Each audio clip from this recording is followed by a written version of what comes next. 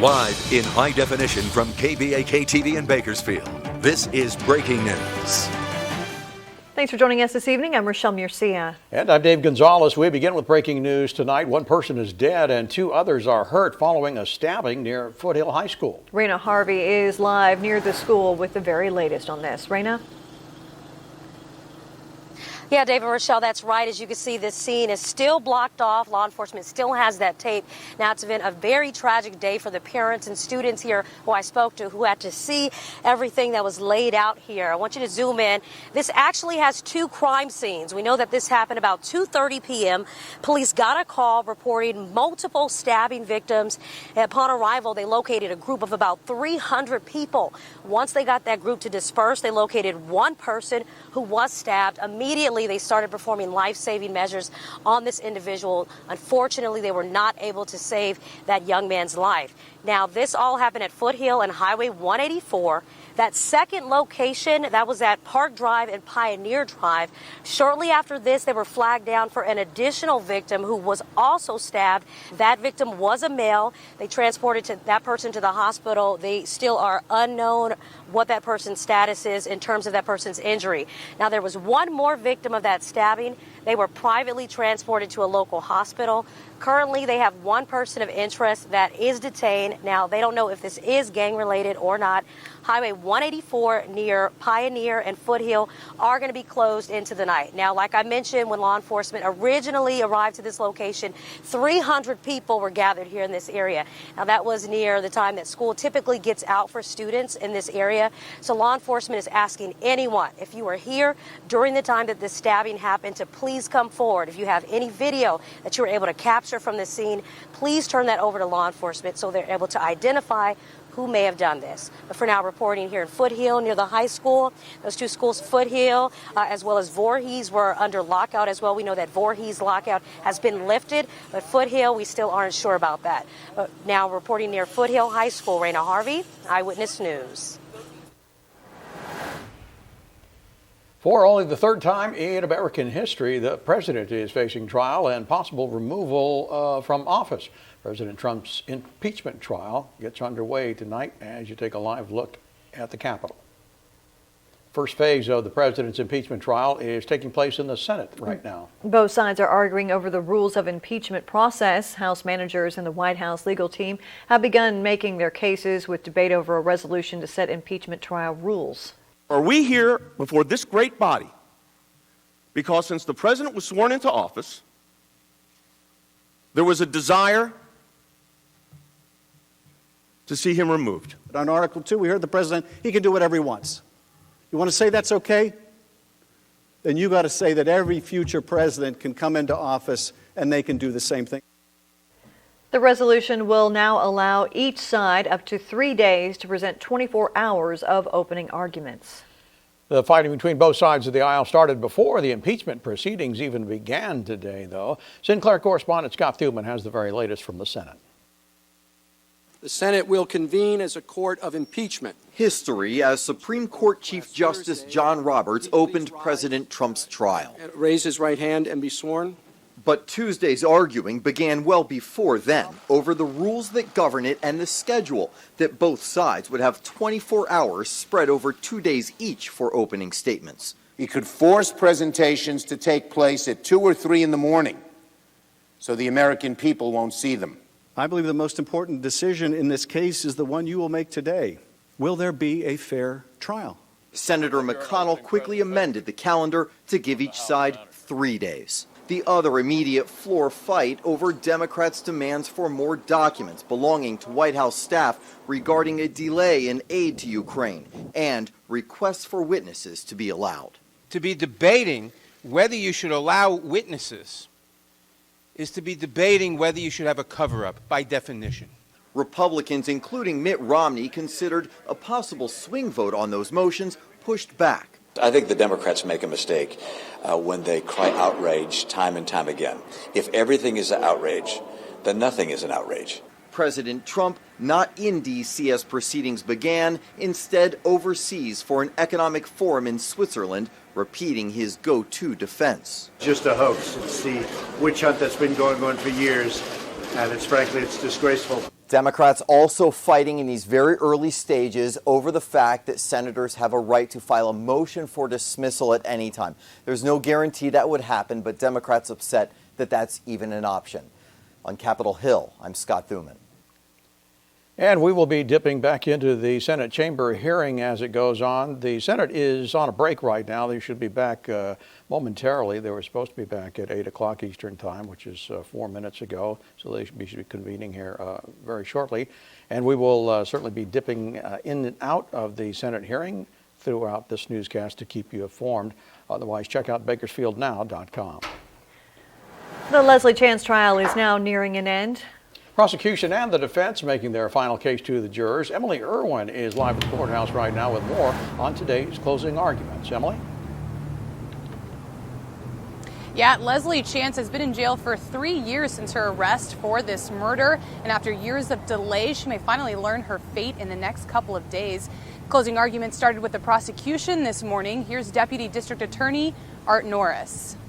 The evidence has shown that upon seeing all this stuff, the evidence has shown that the defendant formulated a plan to kill Todd and make it look like someone else did it.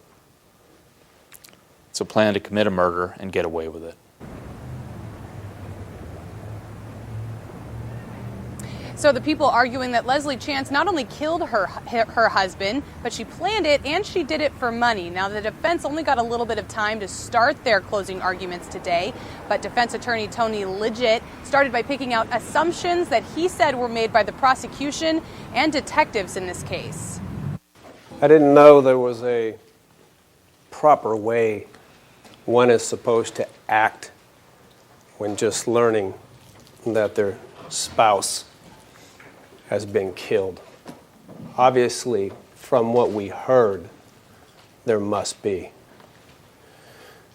It seems like this case has been built on a number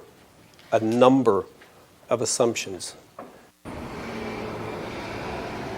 So Liggett did not get a chance to finish his closing arguments. He ran up on a 4 o'clock deadline, but court will resume tomorrow at 9:15 when the defense will finish their closing arguments, and then the prosecution gets the final word before deliberation is handed off to the jury, and we'll be back in court at 9:15 tomorrow morning. You can follow me for live updates from the courtroom at Emily Jane Irwin on Twitter. For now, reporting live in front of Kern County Superior Court, I'm Emily Irwin, Eyewitness News. All right, Emily, thank you. And stay with Eyewitness News for the latest updates on Leslie Chance's trial. You can also visit our website. Again, that's bakersfieldnow.com. Hey, a pretty nice day today. We had a lot more sunshine than we saw yesterday. You can see the clouds kind of flying in from the northwest. Some low clouds, some high clouds. A few clouds here, a few clouds there, but not much fog this morning. Right now, it's a very nice 60 degrees outside. Nice round number there. And you can see the humidity up a little bit, 55%. Winds are light. We have good air quality. You can see forever out there right now. Temperatures are in the 50s and the low 60s across the South Valley, 40s up the mountains. There is a wind advisory in effect for the mountain and desert areas until 9 o'clock tomorrow. Look for the winds to begin to pick up, gusting to as high as 55 overnight. 60 right now here in town. Along the coast, we're in the 50s, and it's 41 cool degrees in Tehachapi.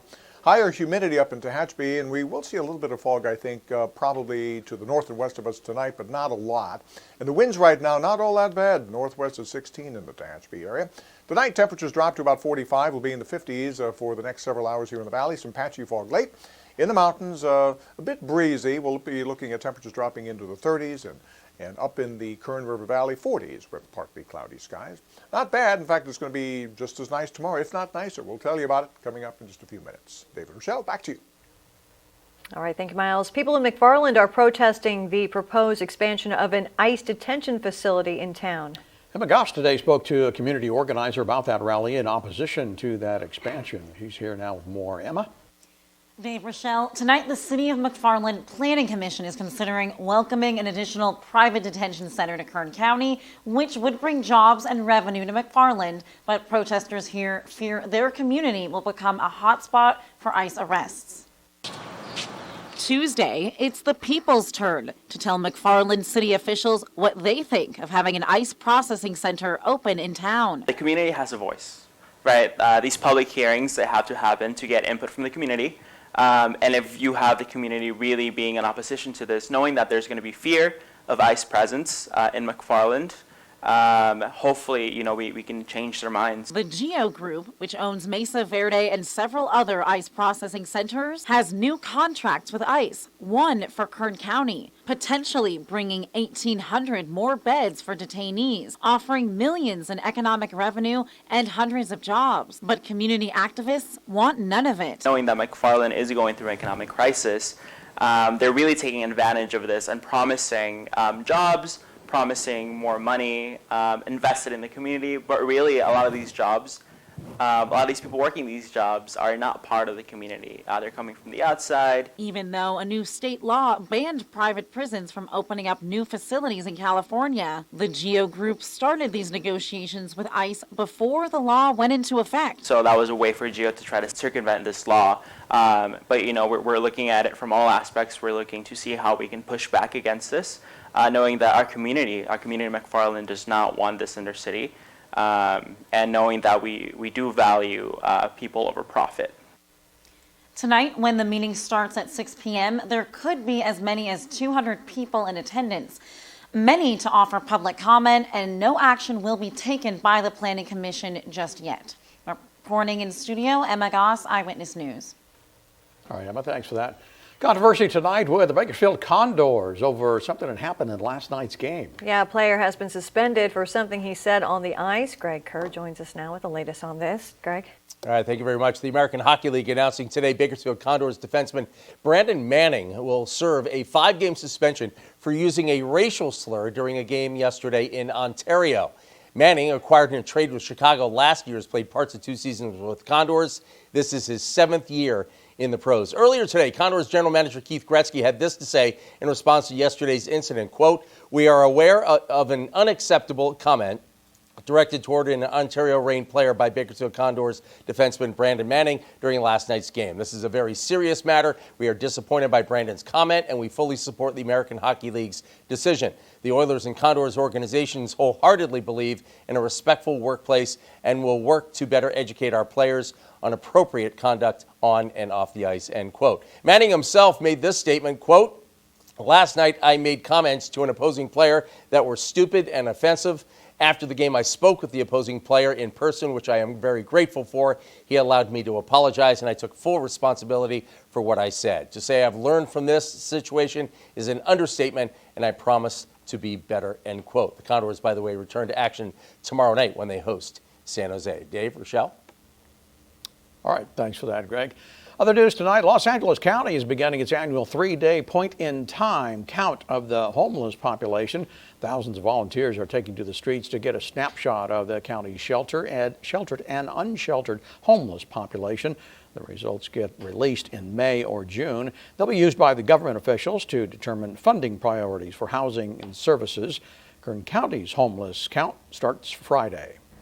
The Bakersfield Police Department wants the community's help to stop illegal street racing. The department is holding a community meeting focusing on street racing in Southwest Bakersfield, also known as the South Zone. That meeting is tonight at 6 at Independence High School's auditorium. Since the year started, the anti-street racing operation has cited 48 people, impounded 8 cars, and arrested 3 people. Bakersfield City Council, working without the county, is considering buying one of the proposed homeless shelter locations. That move is upsetting some neighbors and surrounding businesses. City officials are going to be looking at the 7.5 acres of the 100-acre Calcott lot, which is located on Brundage. If they decide not to move forward with that location, they will then consider a proposed site on Brown Street. This discussion is going to be held tomorrow afternoon at 5:15. We'll have it for you. So to come here on Eyewitness News tonight, President Trump is in Switzerland amid his impeachment trial. The initiative he's joined at the World Economic Forum, Helping the Planet. Also coming up here, the first case of coronavirus detected here in the U.S. How the CDC is trying to prevent it from spreading. And hundreds of dogs left homeless in Puerto Rico after the earthquakes. How a New Jersey shelter is stepping in to change their lives.